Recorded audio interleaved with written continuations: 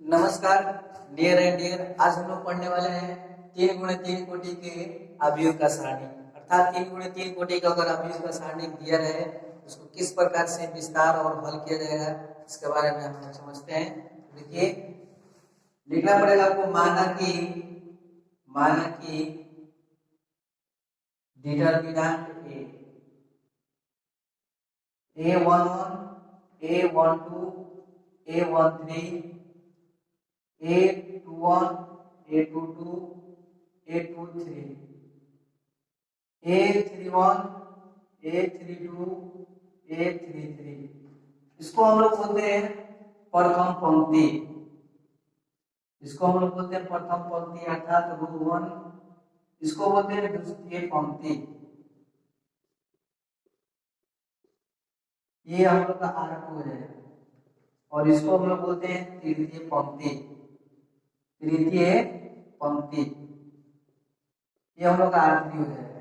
इसको प्रथम स्तंभ बोलते हैं, स्तंभ अर्थात कॉलम 1, इसको कॉलम 2 और इसको कॉलम 3। ठीक, एक बात और याद रखिएगा, ये प्लस होता है और इसका जो माइनस होता है और इसका जो प्लस होता है।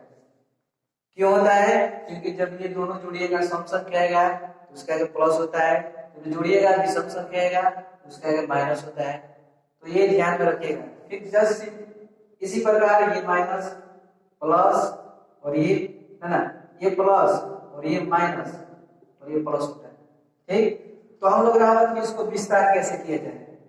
आइए, आप लोगों को डिपेंड करता है R1 के द्वारा विस्तार कीजिएगा या R2 के द्वारा या R3 के द्वारा या C1 के द्वारा या C2 के द्वारा या C3 के द्वारा। जिसके द्वारा आपको इसको विस्तार करना हो आपको लिखना पड़ेगा क्या कि R1 के अनुदेश विस्तार करने पर जब R1 का विस्तार कीजिएगा तो ये हम लोग का R1 है, तो R1 के द्वारा कीजिएगा तो A11 लीजिएगा। जब A11 लीजिएगा तो इसको टोटल को बंद करना पड़ेगा और ये वाला इसके नीचे वाले जो बचेगा उसको सारणी के रूप में लिखिएगा। तो बचेगा हम लोग के पास तो A22, A23 और A32, A33 माइनस इसका जो माइनस है ये लीजिएगा 12। फिर ये वाला इसको बंद करना पड़ेगा। जब बंद कीजिएगा तो क्या बचेगा, ये और ये दोनों को इसमें बचेगा। इसको लिखना पड़ेगा 21, 23, 31, 33 और प्लस ये लीजिएगा A13। जब A13 लीजिएगा इसके जस्ट सामने वाला इसको बंद करना पड़ेगा। तो क्या बचा आपको A21, A22, A31 और A32। अब इसको पूरा कैसे कीजिएगा तो देखिए A11 इसको इससे गुणा और इसको इससे अर्थात A22, A33 minus A32, A23। फिर माइनस है तो माइनस दे दीजिए A12।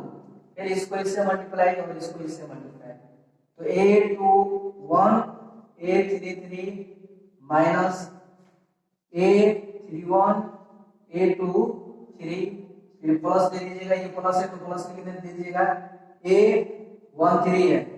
फिर इसको इससे मल्टीप्लाई और इसको इससे मल्टीप्लाई तो A21 और A32 माइनस A31 और A22। यही हम लोग का विस्तार है। जहां कहीं भी अगर आप लोग इसमें दिक्कत होगा आप लोग डिस्क्रिप्शन में लिख करके भेज सकते हैं। तो ये हम लोग रहा विस्तार अर्थात 3 × 3 कोटि का अगर सारे दिया रहेगा उसको किस तरह से विस्तार किया जाएगा इसके बारे में हम लोग इस तरह से विस्तार किया जाता है। याद रखिएगा कि जहां कहीं पे भी अगर आप लोग इसको आप लोग सबसे पहले कॉपी पर अच्छी तरह से उतार लीजिएगा। उतारने के बाद जब इसको बनेगा अपने से एक बार उतारने के बाद एक बार फिर से अपने से रिपीट कीजिएगा तो आप लोग खुद में खुद समझ में आ जाएगा। अब बात करते हैं एग्जाम्पल पर। जैसे देख लीजिए, जैसे में कैसे उसको जैसे जैसे कैसे सारणिक दिया रहेगा, सारणिक सारणी 1 2 0 3 2 5 3 2 यहाँ पे 6 रख दीजिए और यहाँ पे 3 का मान निकालें। कैसे निकलेगा ये देख लीजिए। जैसे आपको है ये हम लोग का R1 है और ये हम लोग का R2 है और ये हम लोग का R3 है। या तो आप R1 के द्वारा विस्तार कर सकते हैं R2 या R3 के द्वारा मान निकाल सकते हैं। तो हम निकालते हैं, पहले सारणी लिख लीजिए 1 2 0 3 2 5 और 6 2 3।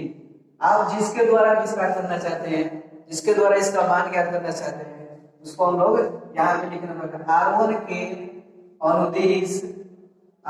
अनुदिश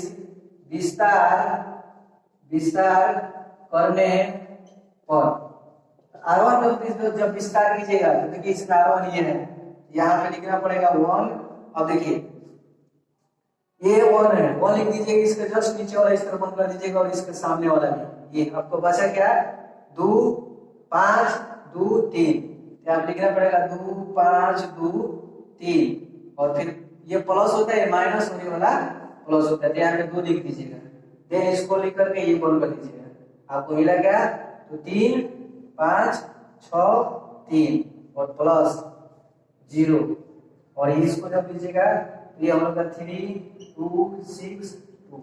अब इसको गुणा कीजिए, 1 लिख दीजिएगा, इसको इससे गुणा और इसको इससे गुणा कीजिएगा तो 2 गुणे 3 माइनस 2 गुणे 5, फिर 2 दे दीजिएगा, इसको इससे और इसको इससे, अर्थात 3 गुणे 3 माइनस 6 गुणे 5 प्लस ये 0 लिख लीजिएगा, इसको भी गुणा कर दीजिए एक बार, इसको भी जब कीजिएगा तो 3 गुणे 2 और माइनस 6 गुणे 2। एक लाइन और देख लीजिए,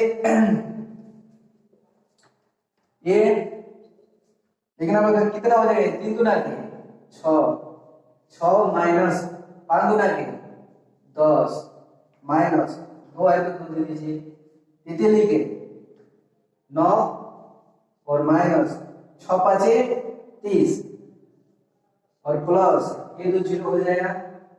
तो साड़ी इसको घटेगा कितना बचेगा -4 और ये माइनस दे दीजिए 2 और 30 में से 9 घटेगा तो -21। अब ये डिटरमिनेंट -4 और माइनस है प्लस 21 गुना के 42, तो इसको घटेगा तो कितना बचेगा, घटा करके देख लीजिए ये 38 हो जाएगा। और इसी के साथ जहां कहीं भी दिक्कत होगा आप लोग पूछ रहे गए, याद रखिएगा दोस्तों कि जब कभी भी मैथ पढ़ने बैठिएगा तो अपने माइंड को एकदम फ्रेश कर लीजिएगा, एकदम किसी प्रकार का टेंशन ना हो। आप लोग अगर टेंशन में होकर के किसी भी क्वेश्चन को अगर सोल्यूशन कीजिएगा तो आप लोगों से आया हुआ क्वेश्चन भी रिटर्न हो जाएगा।